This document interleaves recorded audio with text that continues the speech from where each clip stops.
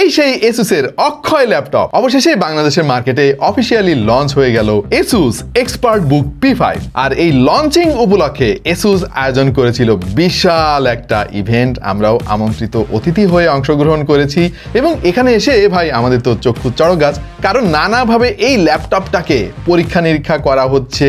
কেউ এর ডিসপ্লের উপরে উঠে দাঁড়িয়ে নাচানাচি করছে, আবার কেউ এর উপরে পানি ঢেলে দিচ্ছে। আমরা তো ভাই এই ল্যাপটপের RJ45 এর মধ্যে ল্যান কেবল দিয়ে 8 কেজি পর্যন্ত ওয়েট টেস্ট করলাম। এক্সপার্টবুক P5 কেমন এক্সপিরিয়েন্স? খুবই ভালো এক্সপিরিয়েন্স ছিল, দামটা ছাড়া। বাকি অংশে স্পেশালি তাদের যে ডিউরেবিলিটির পার্টটা, এটা আমার কাছে একটা নতুন কনসেপ্ট মনে হয়েছে।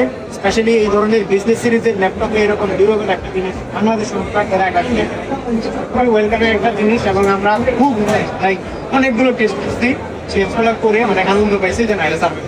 For the first time আমরা ল্যাপটপে দেখলাম এই ধরনের ব্র্যাকেটনেস স্মার্টফোনে দেখি না। স্মার্টফোন তো আমরা নর্মালি এখন যদি আরো অনেক বছর আগে থেকে দেখতে পাই, ল্যাপটপের ক্ষেত্রে কিন্তু এই জিনিসগুলো এত মানে কমনলি ছিল না।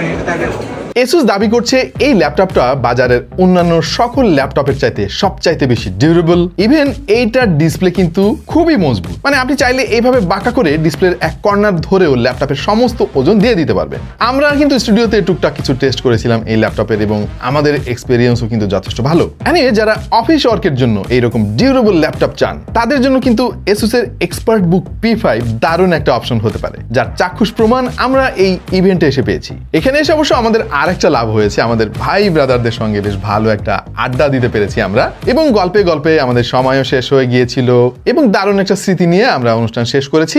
ধন্যবাদ এসুসকে এত বড় আয়োজন করার জন্য এবং আমাদেরকে আমন্ত্রণ জানানোর জন্য।